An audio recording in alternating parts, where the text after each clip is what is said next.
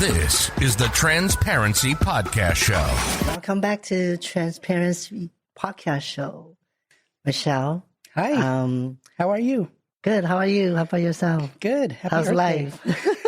life? So, who's our guest today? Today we have a very special guest. I'm very excited to introduce people to. Her name is Catherine Swain, and we've talked once, and I've been so impressed by her story, by her vision for what she wants to do, specifically giving back into our own community and beyond.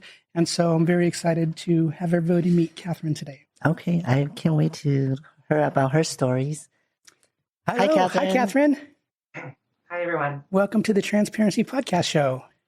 Thank you so much for having me. This is really, I'm so thrilled that you guys are doing this. This is something that is sorely needed, and I just feel like you guys are on the leading edge. I'm excited. Well, talking about sorely needed, you are sorely needed. Sorely needed. Sorely needed. Sorely needed. What you are doing and your vision of giving your years of expertise back into our own community, I'm so excited about. And the little stories that we've already talked about online, I think will inspire our community and be sirens going on. It's okay. Yep. That's what happened to. Welcome to live. Yeah, podcast. Live broadcast. Yes. Was that your siren? I have no idea what side. It's in a virtual. It's somewhere. So someone's in trouble somewhere. Yeah. Okay, so let's get very back good. to... Well, tell us a little bit about your background and your years of experience, and then as a trans woman in your transition, the difficulties that tends to bring up, and what that launched you into now.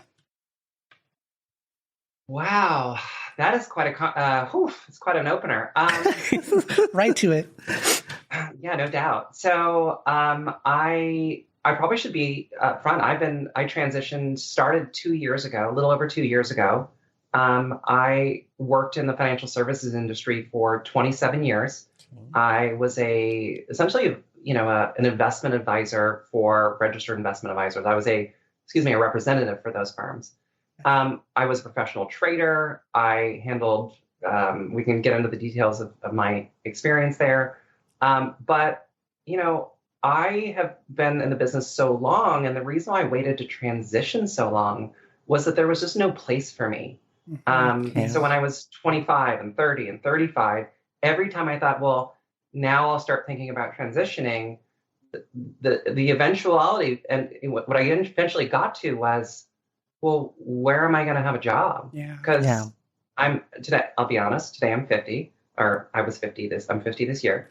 And to think that 25 years ago in the financial services industry, the idea that I would, as a transgender woman, come out, by the way, that was my siren, that I'll come out and be able to continue the same career I've had all along was just not realistic. I would go to conferences where, there'd be 1,000 or 2,000 investment professionals. And it was almost entirely men. It was almost entirely conservative, white, Republican men. Exactly. And the idea that a transgender woman would be an executive in that environment was just not really realistic. So, I put it off, and I kept putting it off. And the thing about being trans is that it never gets better. Yes. It never goes away. Right. You're just, as you get older, the harder it gets mentally to cope with it. And so I made a decision a few years ago, about actually 7 years to be exact, that I was going to prepare myself to do this late in life, and started to write down all the things I felt that I needed to do, not just for my own transition, but for my career and for my community. And so that's what I'm doing. This is what I'm doing now is basically a culmination of what I thought about 7 years ago. I love it. I love how our journeys, even in the difficulty and the complexity and the misunderstanding and so many issues, how that still builds us who we are and prepares us for the future. I didn't start transition until 52. Kind of the same reasons, largely a little bit of a different field within a majority white Christian conservative ministry. Also kind of the same thing. I wasn't going to be able to keep my job in that. And so I put it off for all those years. But in that process, it builds us. Yes. And it helps us prioritize the things that are important. If I transitioned at 25, I would have been totally different than how now the first 2 years of my transition. Yeah. And so your story, it's a difficult one, but it's easy to see how those battle-tested difficulties have built you into the woman you are today. And so I'm excited about that. So tell us a little bit about your journey and your vision. Yeah. So just to kind of go from the beginning, I grew up in Northern California. I recently relocated to LA to start my company.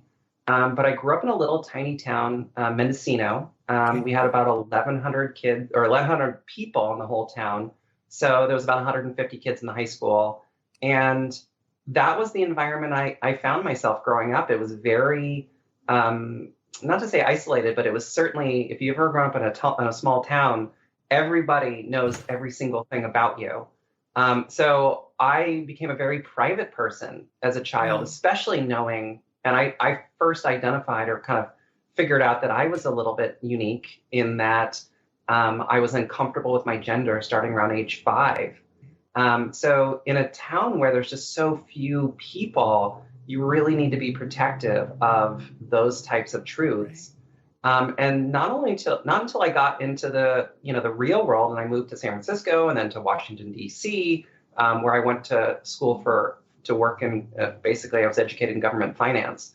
My first job out of college with Merrill Lynch was doing municipal bond deals for the state that I was living in. And so my education from a investment business perspective started when I was right out of college. At 21, I joined Merrill. And at 23, I was basically the representative doing the state municipal offering deals. And, at that point, you're in it, and you are doing everything you can to survive. And so I chose to basically just, hide who I was. And I lived in San Francisco also at the time. And there was a big trans community, and and I'll be honest, I was so ashamed of who I was at that time. So this is, 1996. That I lived in a neighborhood in San Francisco called Nob Hill. And just down the street, like 3 blocks away, was one of the most famous transgender bars really in the world at that time. And it was the Mother Lode. And you would walk by, and there would be trans women just all around the place, hanging out, literally flowing out the front door. And it was a happening place. And I remember walking around the block to avoid it. Wow. Because I was that, ashamed of who I was. And it took me a long, long time to get to a place where I was comfortable accepting myself.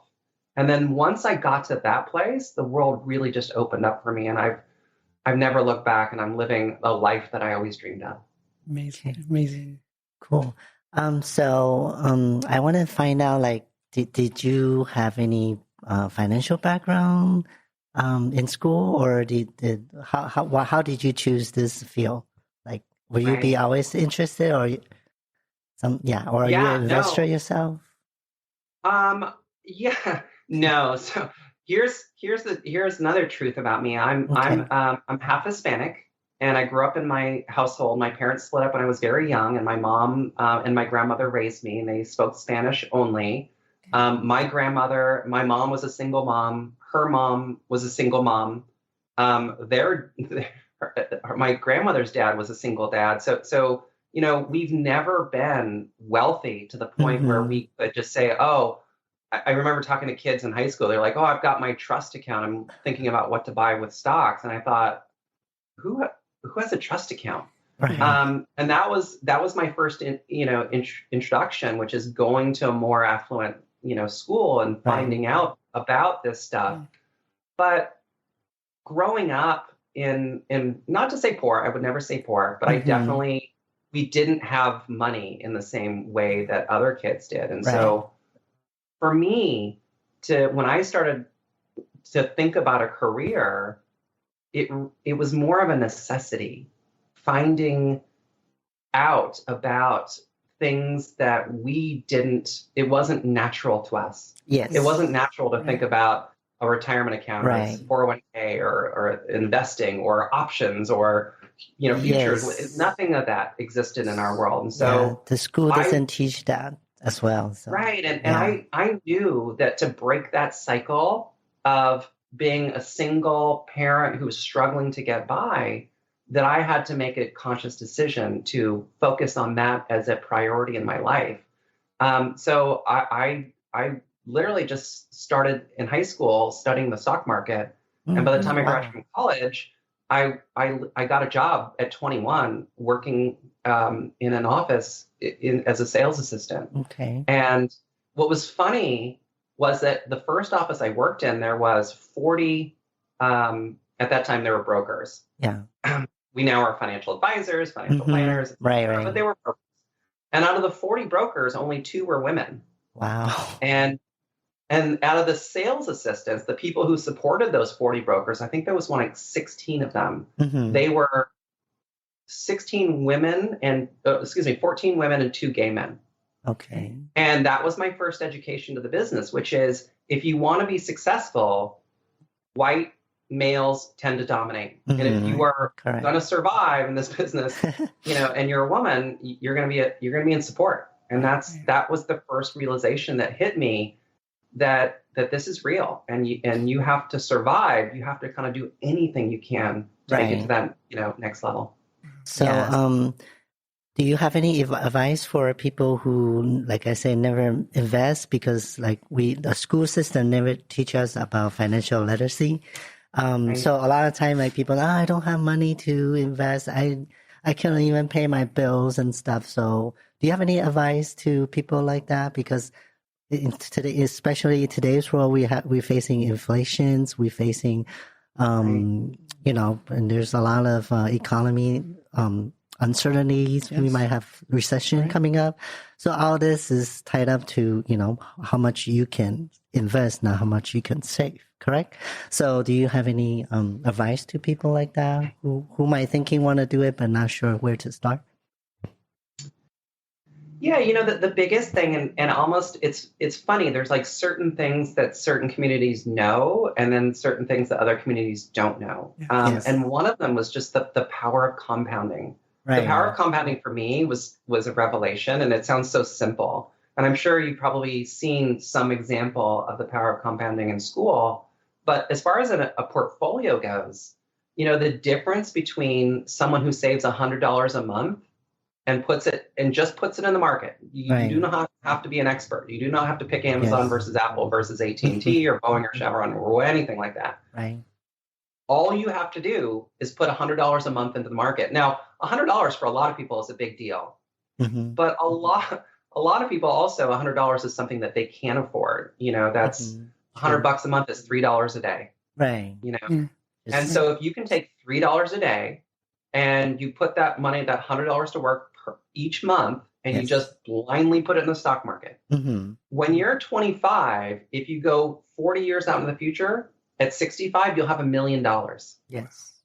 Now, the trick is if you just wait 10 years, which is, hey, I'm 25, I really need that $100. I like to go out to name whatever bar, whatever, you like to, I love shopping. So that $100 doesn't seem like a lot today, but the difference between starting at age 25 versus 35, at 35, that instead of having $1 million, do you know what you have? It's closer to $300,000. Wow. Yeah. That's significant. And so that 10-year difference in your early age is what makes all the difference. Correct. And so getting people accustomed to the idea of saving for their future, because and I'm trans, right? We all know the burdens that we all face as trans people. And so much of my money and focus and everything went into basically making my transition as good as it possibly could. Yes. The idea of investing, literally, when I went through transition, was like the last thing I was thinking about. Correct. But the moment you're feeling like you are who you are, well, the real world comes, like the tide comes rushing back in, and you got to figure it out quickly. Yes. And so the best thing you can do is to start saving up a saving program the earlier you can do it. Wow. The earliest you can do it. And that's the difference. That's really good. That's really good. If I had done that, I would have been in a different position right now. I actually just started 2 years ago, and I've read a lot of books. Is pay yourself first. So I kind of follow what you just said. Put maybe 10% or 30% from what my income, and then put it in the IRA, Roth IRA, traditional IRA, and then so I can't wait to see what happened after 10 years, like you said. Yeah.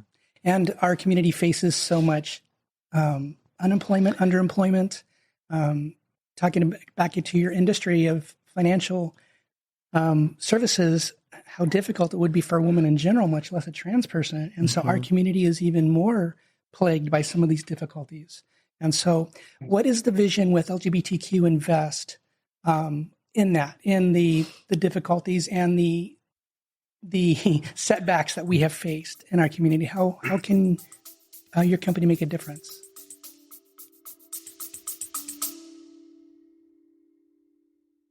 This episode is brought to you by Kitcaster. Kitcaster books you on top podcasts. How do funded startup founders attract prospects and talent? Podcast interviews. How do entrepreneurs with exits find new deals? Podcast interviews. How do C-suite execs differentiate in crowded markets? Podcast interviews. Kitcaster books you on top podcasts. Click the link in the show notes for a special offer. Celebrate good conversation.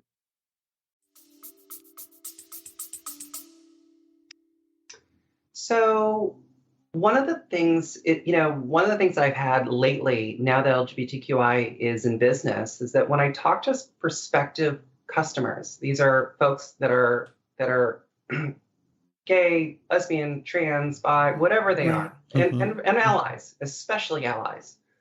They say to me, "Hey, Catherine, I love what you're doing, but I already have a guy over at Merrill Lynch, or I have a gal over at UBS, or I have someone at JP Morgan that I really love." And my message to them is, and by the way, that relationship is really valuable.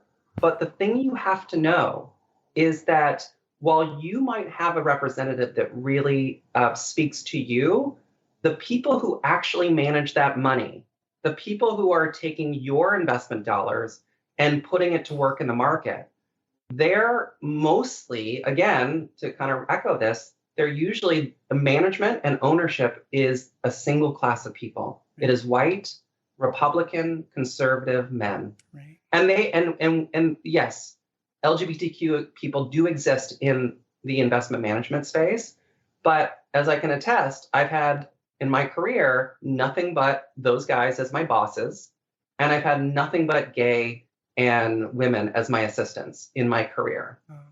And so what LGBTQI is really meant to do is meant to create a safe, positive, and inclusive space so that those of us in the community not just are heard and listened to, for our investing needs and our futures, but more importantly, the money that we are handing to that advisor, they are not just handing it over to the same person who might be investing in Chick-fil-A or might be investing in, we just had this weekend, Coachella. Right. The Coachella Festival. I mean, think about the millions and millions, the tens of millions of dollars that goes into Coachella.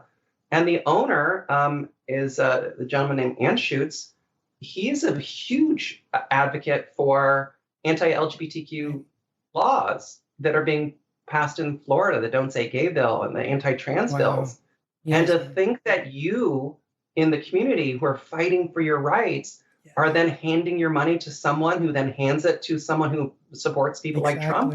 Yes. No, you have to put a line in the sand. And when you think about what other firms are available to me, LGBTQI is one of the only firms that exists that is 100% owned, trans owned or LGBTQ owned and focused on the community. And we are investing in a socially responsible way so that we apply screens to the world of investments to only invest in companies that are LGBTQ positive and inclusive and actively going out to try and help the community. And it's pretty easy for us to identify which company those are. And then from there, we then do our normal investment analysis Amazing. And Amazing. allocations. I think about those families in Texas, for example, that are facing the issue of, do I stay here? Where do I go? Who's answering, who's helping me in this? And so I think your vision is that breath of fresh air. Your vision is that cup of cold water that our community needs. And that's one of the reasons we're so excited about having you here. Yes. And amping this up as much as possible, because those people are making the decisions. The Phil Anschutz that owns soccer teams and the Dignity Health Sports Center and Staples, those are the people that are making the decisions. And we have no recourse for that. But actually now we do in your vision. Yeah. And so really, it's funny because I started to go there earlier. When I was 25, if someone said that there was an LGBTQ firm where I could go and work with other LGBTQ investors as a trans woman, I would have been there instantly. Wow. And at 30 and 35 and 40. And the fact that that never happened, there was never a place for me to continue my career. That is largely what LGBTQ is about. It's about jobs for the community. Nice. And more importantly, taking folks who were like me when I was 25 and building their career so that they have a destination. Yes. So if you're 25 and you just got out of business school, or you went to Wharton as an undergrad and you say, I'm gay, I'm trans, I'm whatever you are. Right. And you say, I want a place where I'm respected and I can be successful as an executive and eventually one day run my own firm. That place does not exist for you today. Until now. Until now. And that's what we're trying to do. Yes. Can I actually say one thing? Because my whole family is from Texas. We've actually been, being Hispanic, we've been in the Rio Grande Valley for over 300 years. So my family was part of Texas before it was Texas. Yeah. And when I came out, I was really surprised to find out that I had family members who were trans and living in Texas. Wow. And when I reached out to them, it was funny because I reached out to an uncle who said, well, let me get you in touch with, your family member. And then I had to go through this series of hoops to get the private Discord message for one of my cousins. And I thought, this person isn't just like available on Gmail or, and the answer is no. They were terrified about keeping who they were and their truth private. And that's the difference between the world that I live in California and the ones in, let's say, like a place like Texas. And so I often use the story, which is, if you're LGBTQ and you're in Iowa and you have banking needs and investing needs or maybe not Iowa, maybe Florida, maybe Texas, maybe Arkansas, wherever it is, you really don't have a lot of great options to walk into a bank and be treated with respect and dignity like you would with a place like my firm. Yeah. Okay. So incredibly needed. Yeah. So, what do you see like within, like after 5 years, what do you see that your company can be like? Like, do you want to do more besides LGBTQ invest, or like, what I'm trying to say? Yeah, there is one other firm that does banking right now, and I think they're doing a great job. So I'm not alone, and that's the great news, that there are a couple firms. Believe it or not, there are a couple other firms that are trans-owned that are registered investment advisors. They're also relatively new. They have a very niche. They're very focused on a certain segment of the population. What we're trying to do. When we divide up the universe of investors. Within the industry, we look at people who are $0 to $100,000, $100 to $1 million, and then $1 million to $5 million, and then 5 and up. And so each one of those categories is a distinct market. And so my space has always been in the mass affluent market, and this is investors in the $100,000 to $1 million space. So this is not CEOs and executives, even though we've had those clients in the past. This is really mom and pops, folks who are working maybe they're a plumber, maybe they work for an airline, maybe they just have a regular job where they had a 401k. Right. And that 401k that they started savings turned into $300,000. So that's the type of client that we really want to get to, because that's the person who's not going to be as represented by their investment management company or their bank as they would with us. Now, if someone has $20 million, people will do and say a lot of things to make sure they get that business. Yeah. But if you have 200,000, that's a different story. And that's the space we reside in. So when I look at in the past, I've managed as much as 350 million. And I had to, and there's a whole other story about that. And I had to basically let that book of business go to be able to do what I'm doing now. Right. And, when you think about the size, one of the stats that really struck me recently was that and I forget, I want to say it was, I think I read this in Out Magazine, but that in 2020, 5.4% of Americans identified as LGBTQ. These are people who are out saying, I'm LGBTQ, and I'm going to announce that on a census or in some other place. From 2020 to 2021, that number went from 5.4 to 7.1. Wow. In the course of 1 year. Wow. Which was shocking, because if you look back over decades, that number has been 3, 4, 5% for decades. And all of a sudden, in 1 year, it went from 5.4 to 7.1. And the answer is, what happened? And what happened was the next generation, Generation Z, the baby boomers are about 1 or 2% LGBTQ. Generation X is 3 or 4. The millennials, 5, 6, 7, somewhere in that range. I forget what the exact number is. And then the Gen Z comes along, and they're almost 22% LGBTQ. Wow. Yeah. And so if you're a Republican and you are looking to the future of demographics, and you're seeing that 22% of the next generation in America is self-identifying already as LGBTQ, you must be terrified. Yes. And so I really look at this recent run of anti-LGBTQ bills and anti-trans, youth bills.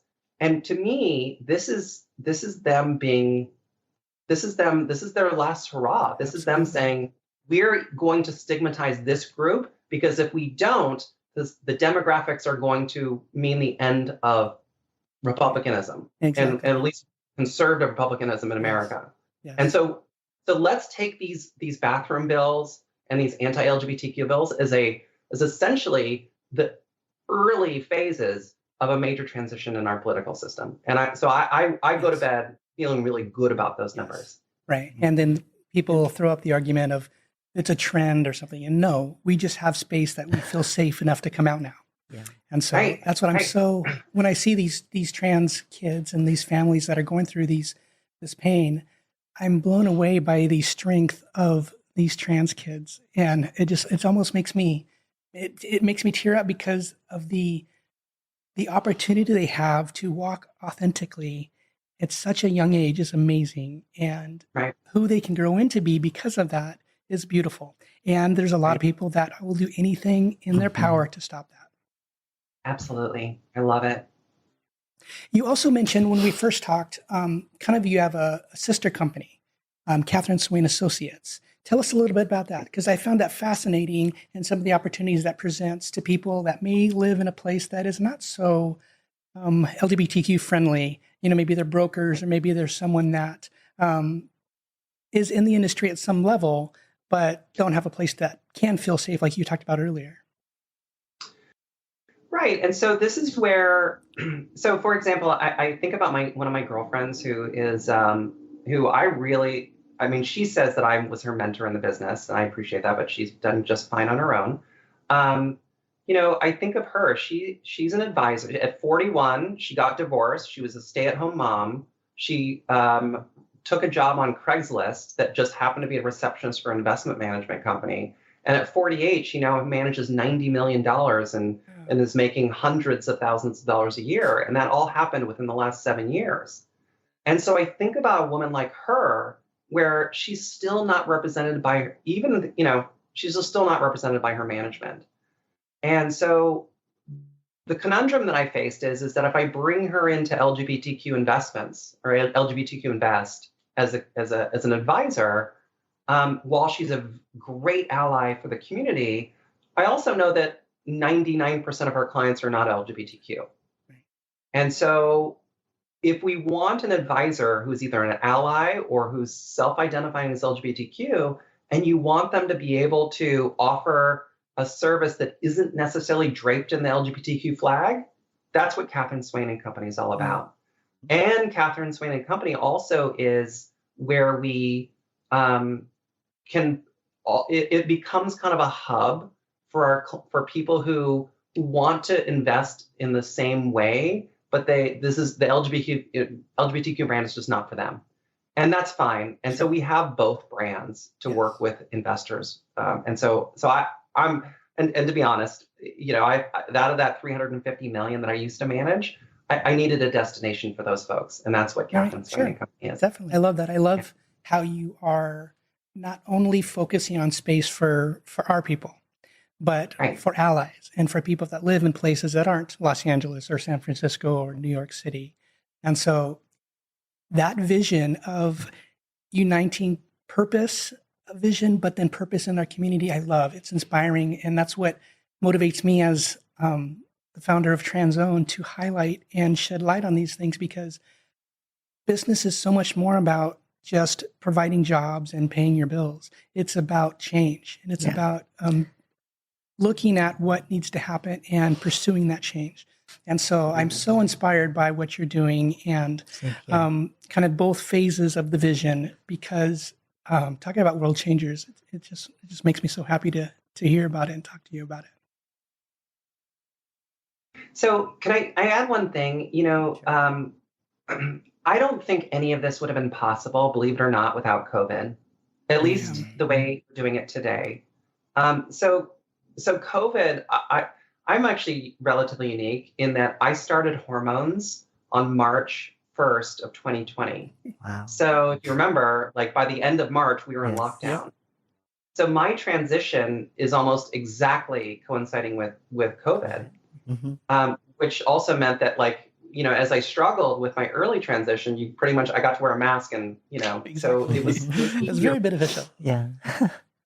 But what that also meant is that individuals became much more comfortable doing business over the phone and Zoom and email than ever before. Right. And we knew that's where the industry was going. But what that did is it just sped it up by probably about 5 or 10 years. Right. In terms of every single person who's doing business this way. Yes. And so the investment management business used to be a sit down with somebody, look them in the eye, face to face, and you really get to know that person on a one-on-one basis. And it became a very regional business, meaning that you only invested with somebody that you were able to see face to face. Because again, this is your life savings. You want to feel comfortable with the person you're working with.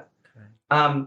When COVID happened, it allowed me to take this concept, because if it was just Catherine Swain sitting in her office in LA, working with clients that were within 50 miles of me, while there are plenty of folks in my market to be able to support a business, what I really honestly believe for this business is that this is going to be the brand, in my fingers crossed, for the LGBTQ community nationwide, so that we can actually scale up this business and hire advisors all over America, but they don't necessarily have to be in your hometown. Right. And so COVID really changed the game for us, because it basically gave us a leg up in terms of working with our community wherever they may be. Right. Some benefits with COVID for me as well. Yeah, same here. Yes. Because real estate, we do a lot of open houses prior to COVID, and then we have to switch all to virtual, and that's including virtual showings and everything. And people are comfortable buying it just without really physically see it. Yeah. So that's a new new technology too. Yeah. Exactly. Okay. So Catherine, so where can people find you and link to your business? Well, so I of course our website is LGBTQ Invest. I was, to be honest, when I first started this enterprise, I was shocked that that website still existed and was available. All right. So we got it. LGBTQ Invest, and then CatherineSwain.com is where is what I call my hub page, and that basically is all of my businesses. So that's LGBTQ Invest, that's Catherine Company, but it's also my radio show. I have a weekly radio show on Power 98.5 satellite radio, and the name of the show, appropriately enough, is called Catherine and Company. You can find us on Spotify and iHeartRadio, and a number of different other places to download that. So so we have the live show on 98.5 satellite radio, and then we have replays that are available on Spotify and other places. How about social media platforms? Can people follow and you then somewhere?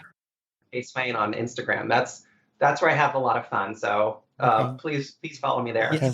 All the links will be provided under the show notes, so people can check you out. Okay. Yeah. And we just want to encourage our listeners. First of all, thank you for listening, and please subscribe.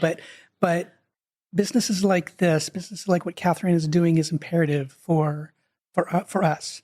Yes. It's important to get this information out. It's important to disseminate it to people everywhere, as we were talking about, anywhere in the country, really.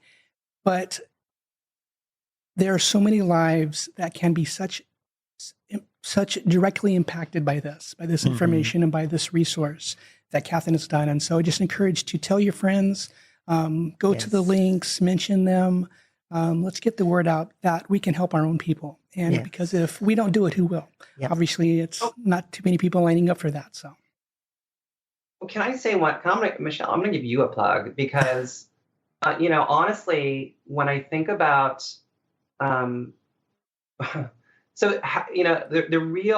beginning of LGBTQI in terms of the formation of the idea came from years ago when I started my transition. The first thing I did was go out and find a transgender doctor. And my doctor is trans.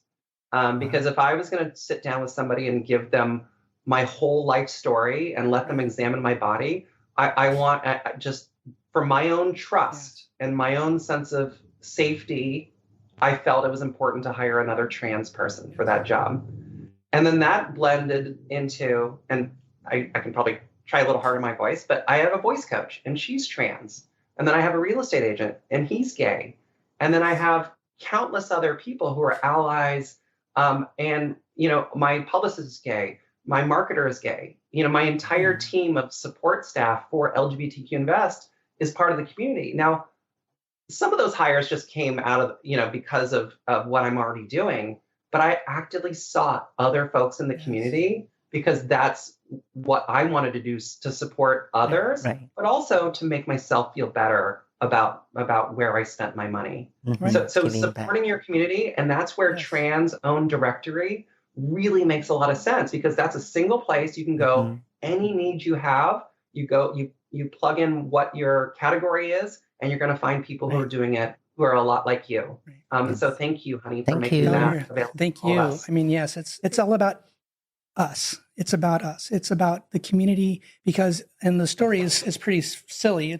I was looking for a T-shirt and trying to find something that was actually trans created. And, there's allies out there and they're doing great. And we love our allies and we support them as well.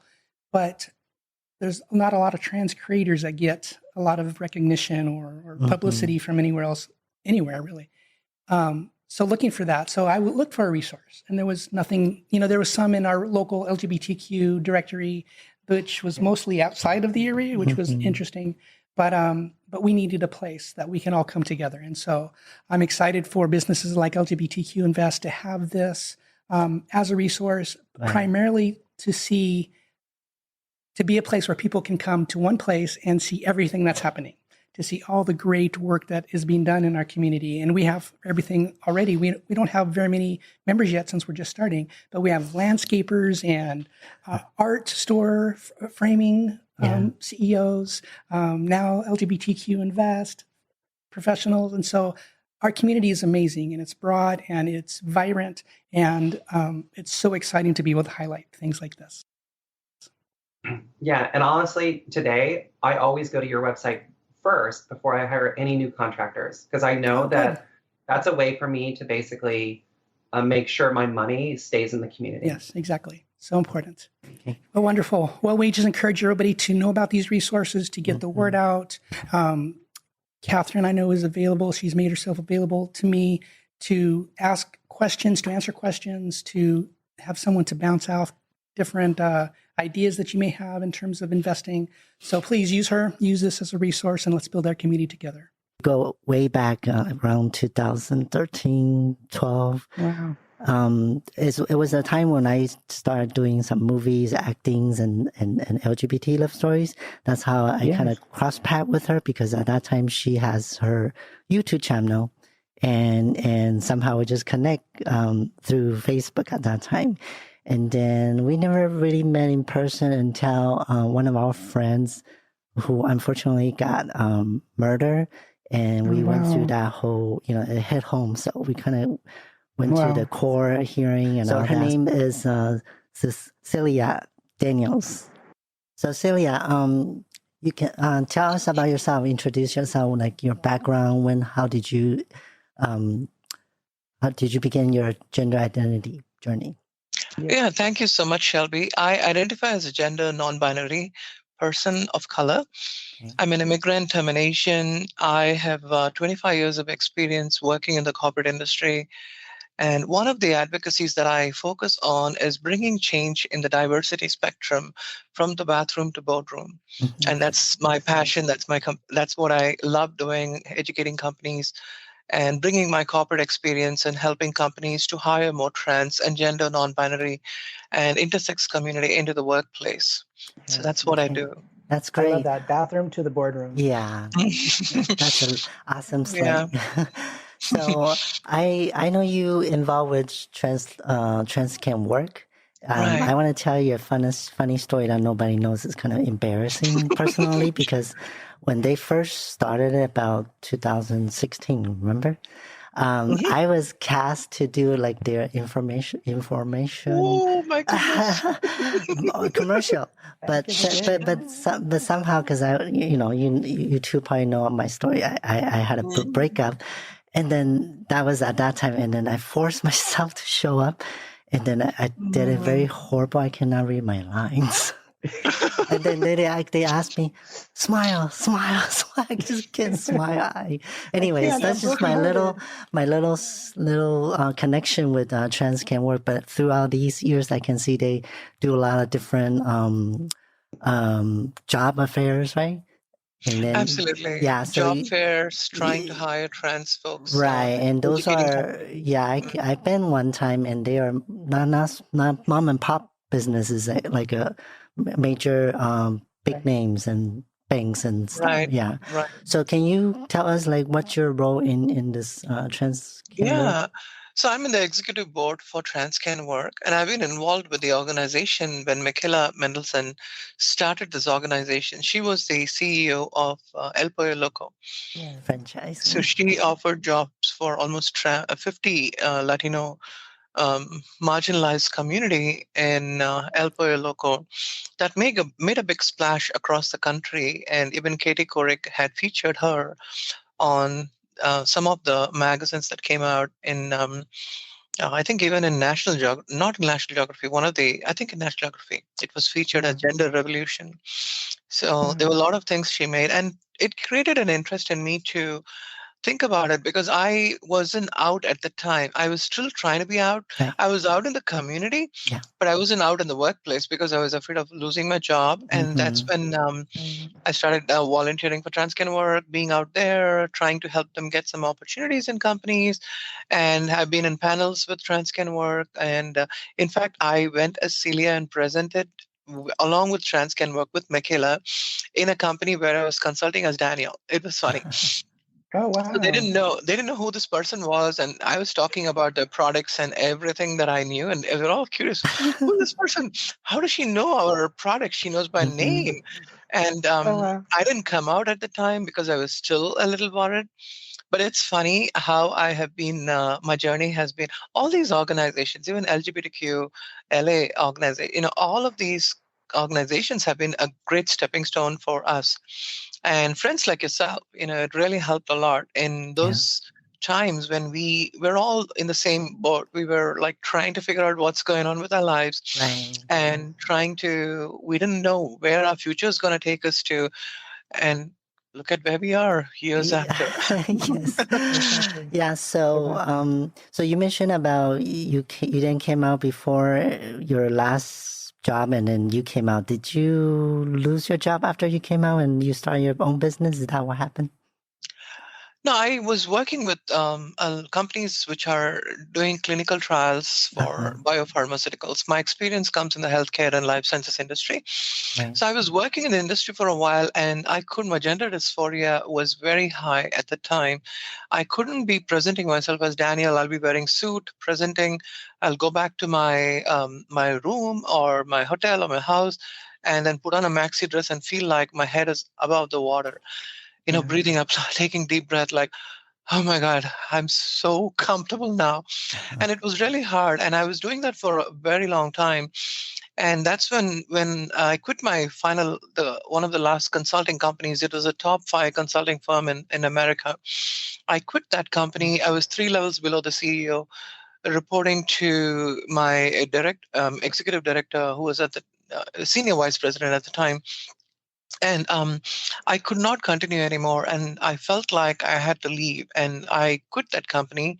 And I started pulling my resume together as Celia, put she and they pronouns, and started applying in all the companies, almost like 30, 40 companies across LA. Every company that had a pink flag, rainbow flag, that would hire me. I put my cover letter. I was excited. I started writing all these amazing resume. And I started applying for jobs, and I went for trans can work job fairs. And what was surprising to me is companies are willing to hire trans people at a lower level, but they were not willing to hire trans folks at a senior level. I was a senior executive in a company, and I'm a brown person, and women are struggling here. How would they hire a trans person like me? And so I faced discrimination. I was without a job for 1 year. I was struggling for a job. And that's when it occurred to me that, wow, this is really happening. Right. Why? And I didn't compromise on it. I had almost like 800 people reporting to me across the globe.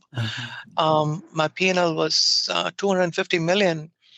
And I had so much of equity built in my resume, value that I had as a brown, successful businessman, Daniel. But when I came out as Celia, the kind of jobs I was given was project coordinator, administrator, and maybe less than $80,000. I was earning around $250,000 to $300,000, and here my salary just went back into like $80,000 with 25 years of experience in the industry, just because I came out. Right. We did an episode on that about the ratio and status, right, Michelle? Yeah. Yes, the pay gap, right? Yeah. It's incredible.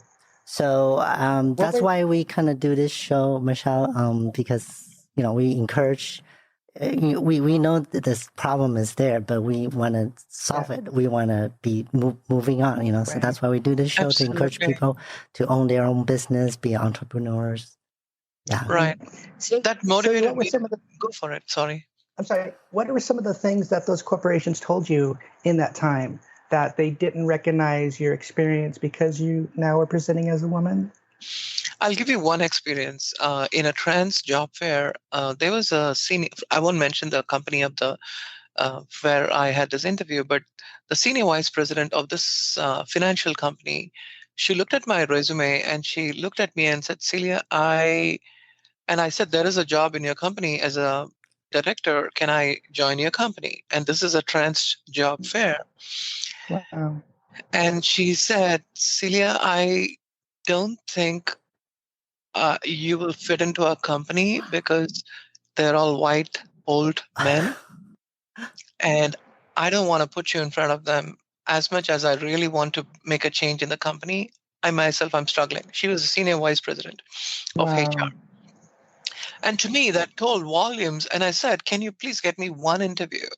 I will be able to impress them. Right. I have a great credential and I can do it. She tried and she came back to me and she told me that, Celia, I'm not going to lie to you and I cannot. She was a good ally. But those are the kind of stories I heard. And in another company, which is a mobile company, Verizon, when I applied for a job and I went for the interview, the HR manager, she told me, "You look like a woman. You don't have to tell you're trans. Don't worry about it." And I said, "You're not listening to me. I'm gender non-binary. I don't want to identify as a woman. And I don't want to this is my identity. Exactly. And so it's not a compliment saying that I look like a woman. That's a wrong thing to say.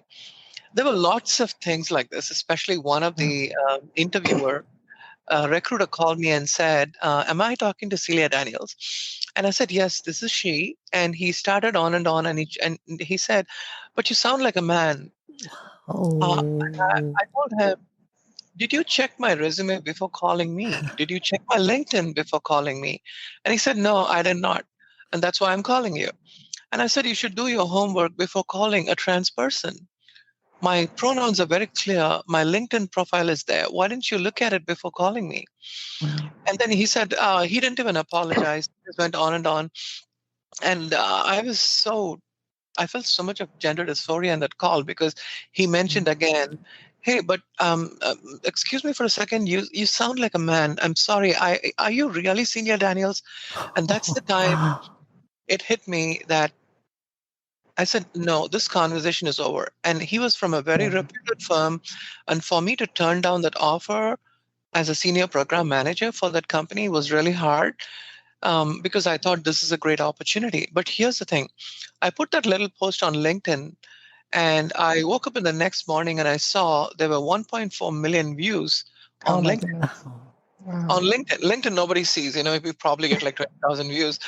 1.4 million views on LinkedIn, and in 2 days it went to 2.4 million. And I was curious as to what people are telling about the situation. Are they really getting a message? It's not Celia's story. It's our story. Right. There are people like us who are being marginalized, even in the interview process. They are not educated. And to me, that was appalling. So, there's so much that companies need to learn to change the way they work. I have similar experience. I have like two opinion on it. I think when I first work in Transamerica, I do a lot of phone calls in the beginning, and I did say my name, but Shelby can be a man too. So when I call, and then in the beginning they always say, "Sir." "Thank you, sir." "Hi, sir." Oh. Yeah, but then over time I kind of know how to adjust my voice higher actually or softer, and now the problem has gone away unless I just woke up, then it's a different story. But then the other kind, like, it's like I think some people purposely call you that to offend you, because I went to a city hall for real estate business to find out the blueprints and permits and all that. And then, City Hall has different, when you walk in, there's a security, there's barriers you need to go through. So at that time, from that point, when I go to the window, nobody call me sir or man or anything. But when I get to the window, this girl younger than me, and I asked a lot of questions. I think she got annoyed. So she goes, "No, sir, that's not it." So at that point, I know, because I look like this, I'm not looking, right. like, I'm trying nothing to say. masculine looking about you. Right. So I think for what your story just told, maybe they did it on purpose, try to not hire you, and you just back out. So I don't know, just my opinion. So do you have any? Yeah, you're right. They may be checking boxes too. A lot of times I feel like, hey, we want to hire a black person. We want, George Floyd happened. Oh, anti-Asian issues are happening. Let's hire an Asian person. And trans people are getting murdered every year. And almost in 2021, there were 50 trans women, and almost more than 85% of the folks who were murdered were trans people of color. And so companies are just intentional or sometimes very performative. They just want to hire people because they want to check these boxes, Shelby. And sometimes, what really bothers me is you can change a person who's ignorant. You cannot change a person who's arrogant. Yeah. And then I like what you're saying, because during July, we just had a Pride Month. Every company you saw is about Right. Pride Month. But what Celia says, Rainbow yellows Pride everywhere. Month is now, Pride is not just a month, it's a 365 days. So, Yes. Yeah, Exactly. yeah. Right. absolutely. Exactly. I think Celia, go for it. how do you see things are changing now? All of us have had experiences like that, and we'll continue to Right. because we still live in a very messed up world. Mm. But what positive things have you seen that have been more inclusive, more accepting, or more even questioning or asking what our preferred name is or what our preferred pronouns are? What have you seen that's been positive? Yeah. Now, looking at the statistics in California, 27% of the youth in California, according to the Williams Institute in 2019 that came out, identified as gender non-binary. The numbers are going up every day.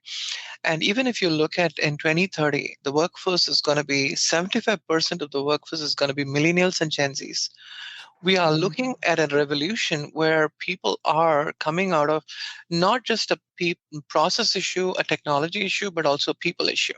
They never had people issues so far. COVID disrupted the whole industry. It disrupted the whole world, where people have started telling the companies that this is how I'm going to work. You want to figure it out. So companies are now thinking about what they can do proactively. They are trying to hire trans folks. I'm working with a company today to implement pronouns. It's a $26 billion pharmaceutical in California.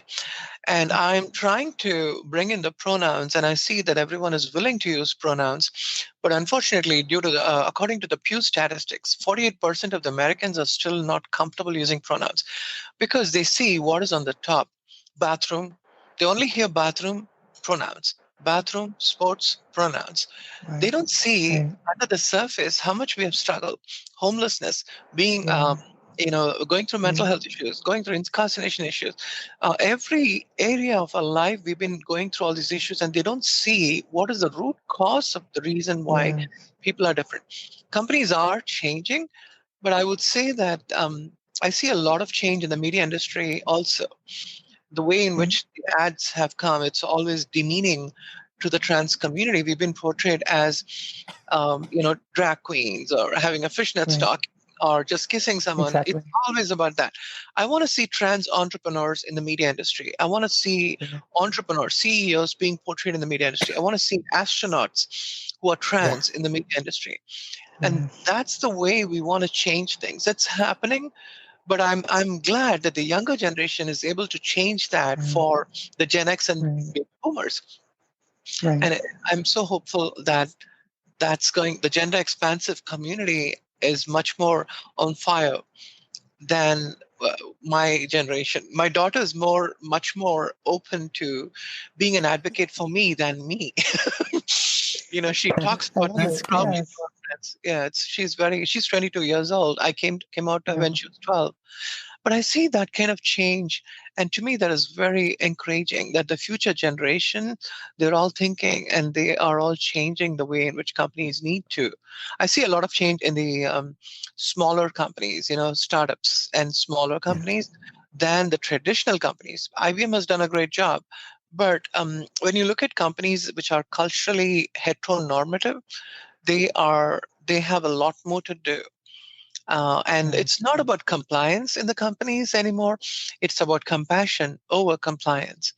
It's not about compliance because compliance is important. And they need to look at gender non-binary in 2023 in your Equal Employment Opportunity Act. You need to add all that information. But it's also important not just to create a business value while you're adding a trans person. Look at the human value. And that's what I try to advocate for. And that's what I see companies doing is, hey, if we hire, we are much better than our peers. We are innovative. We are productive. So they create a business case. Then I always tell them, keep the business case to the CEO, get the funding, get the approval. When you execute it, you want to make sure the employees are transparent. You want to tell the entire employees that we are doing this intentionally to create a change and in our workforce, to have a psychological safe environment. That's the kind of workforce we are looking at, not just checking boxes, Black, Asian American. That needs to go away. I hope there will be one day when you don't have to check any of the race and ethnicity boxes. Yeah. It's like Right. human being, it's like human Yes, being. human. Check. Exactly. People, Yes. right? People. People, Yeah. check. Yeah. So I also realized that you noticed that you recently got into LinkedIn top 10 LGBTQI plus voices. Yeah. How did you how did they pick those people? Like, what did you have to do? Yeah, I keep on advocating for the corporate change, and that's been one of the things that I've been doing, and they've been following me. Actually, I didn't know that. um, but I think what broke the glass ceiling was the 2.4 million hits in 2 days.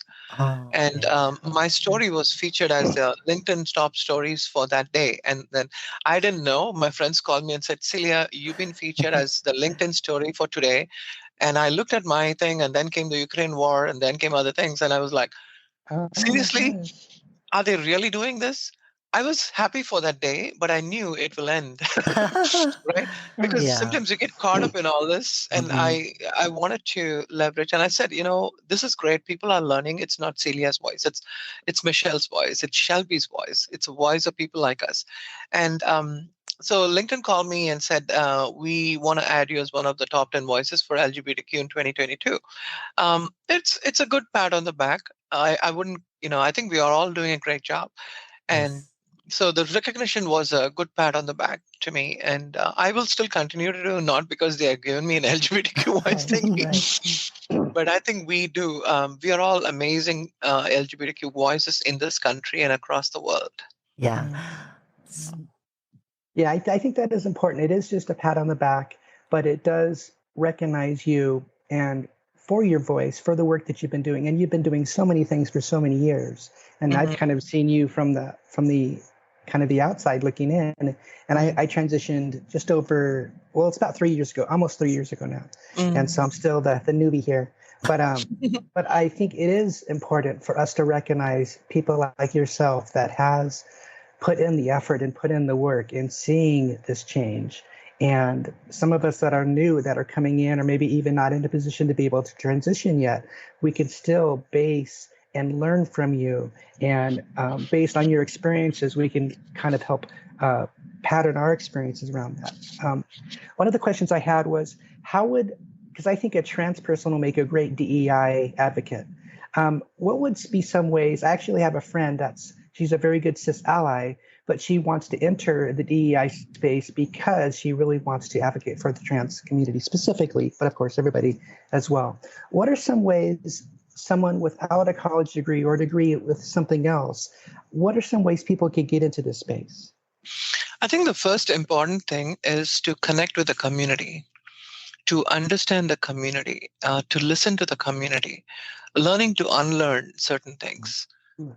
For example, pronouns was hard for me when I had to use they. I was raised with an Anglican English grammar from England, from in India. So to me, using they was really hard. And then I had to unlearn that this has been used since 13th century in Shakespearean language. It's always been there in Pickwick Papers. It's been there in a lot of authors have used they as to describe a person. They didn't want to describe a gender.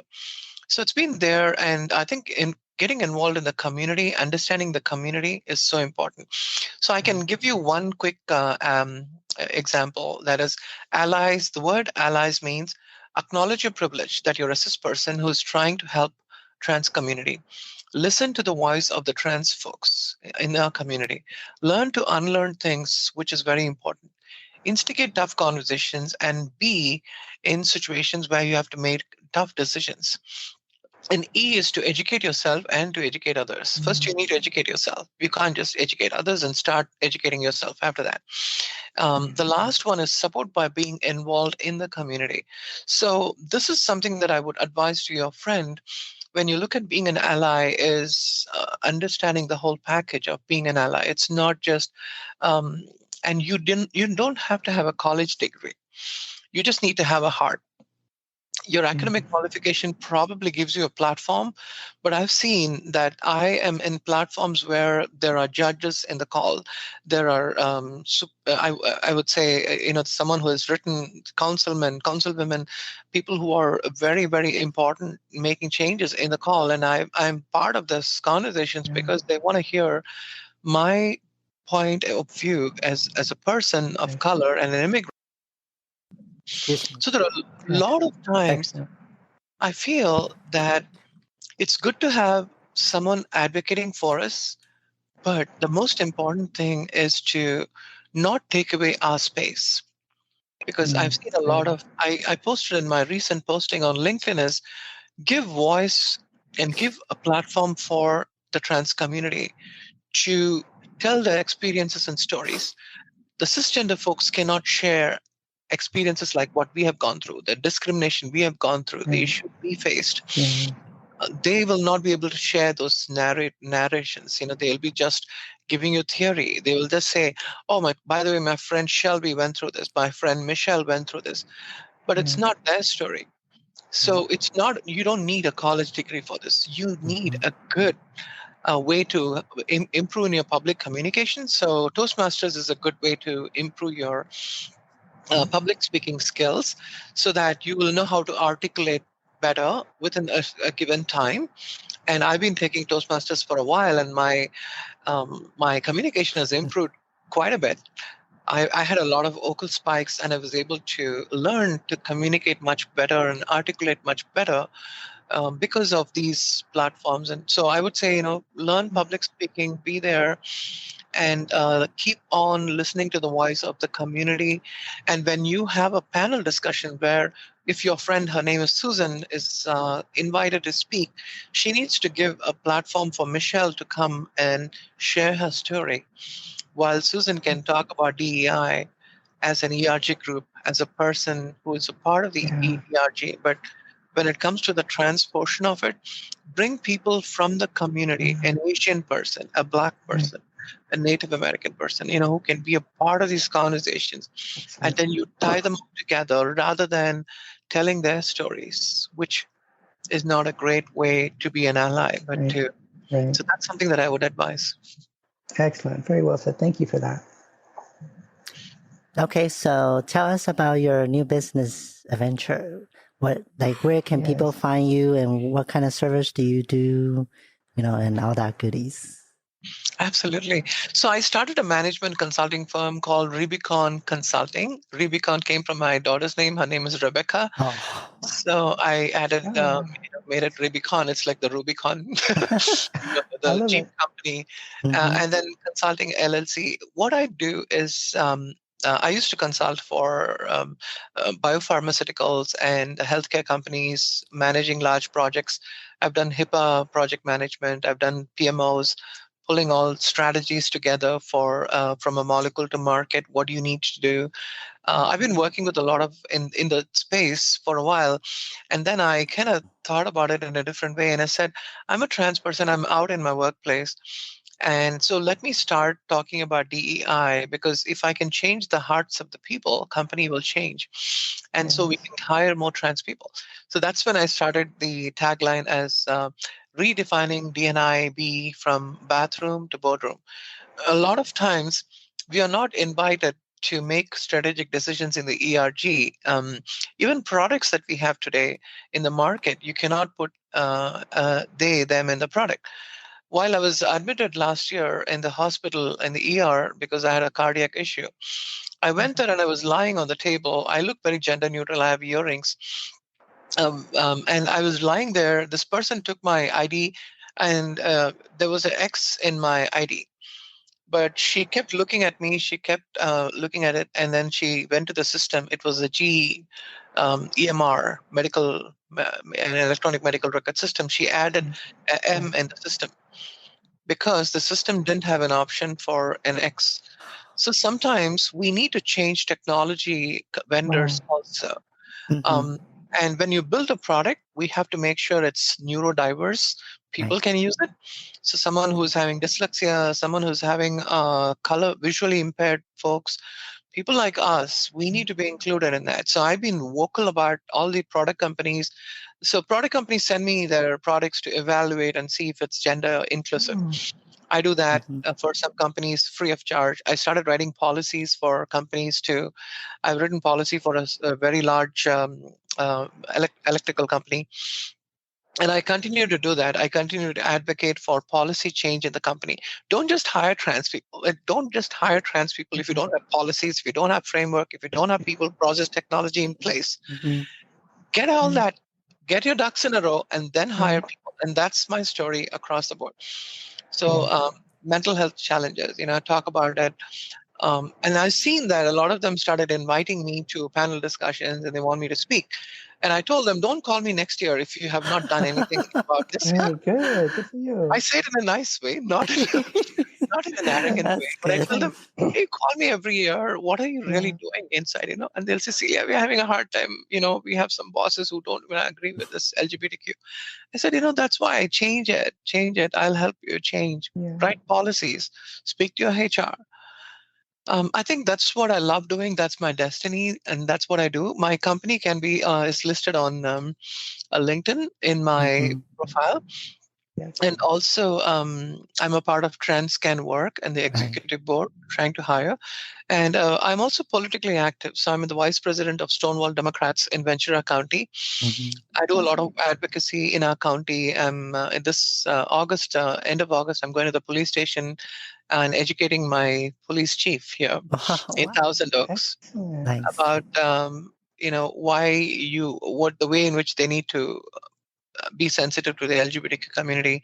So I do all the advocacy. I'm working with the county of Ventura County to do DNI rehab, a Department of Rehab. I work with them. So I think we have a lot to do. We have a very small lifespan on this planet. I want to make a difference. I don't want to die as a CEO of a company, but if I create a CEO from a trans person, if I create a trans leader, if I create a trans astronaut, if I create a trans entrepreneur, and then that's what I am called to do. I'm called to enable people. I'm called to enrich and empower people, and that's what I love doing, and I'll continue to do that till I leave this planet. That's awesome. Like a legacy, right? So, yes. Yeah. Yeah, you're amazing. Thank you so much for all of your effort. And please understand that it's okay to receive accolades from other people, but really from our community, thank you so much for all the work you do. You are affecting change on the front lines that will impact so many of us. And so we stand in gratitude to you. Thank you so much. Thank you, Michelle. Thank you, Shelby, for what you do. Yeah, so we're going to close this out. Do you have any advice for people maybe?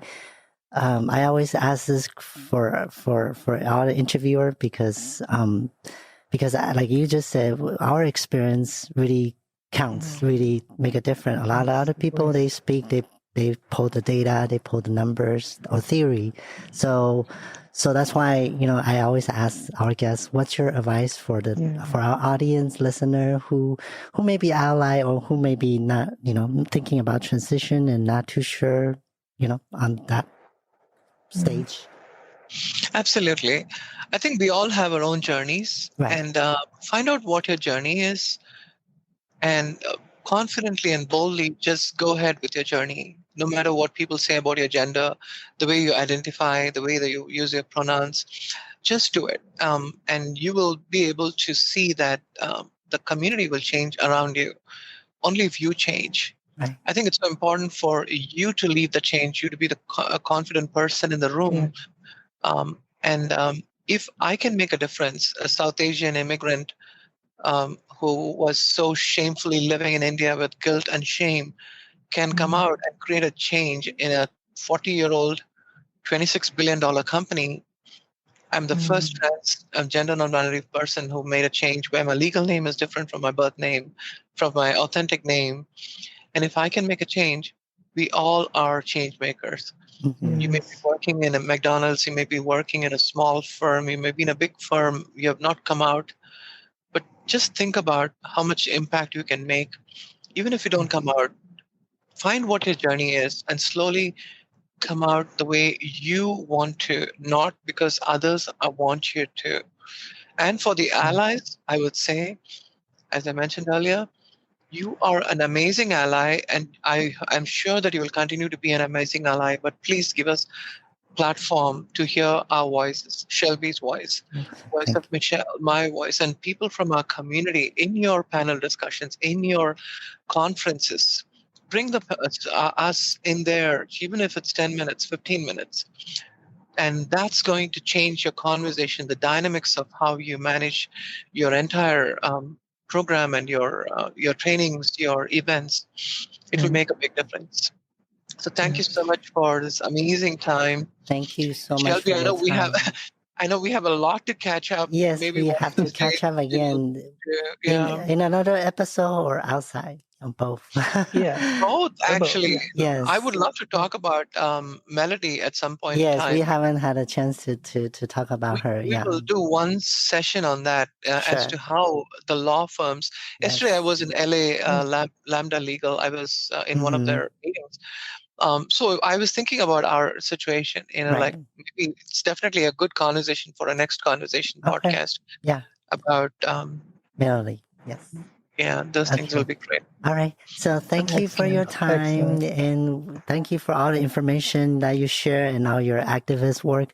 It's very amazing and inspired me personally. Thank you. Yes, likewise. Yes. And we'll be sure to put all the links. Your links and your website, everything. We'll put them on the show notes as well as YouTube.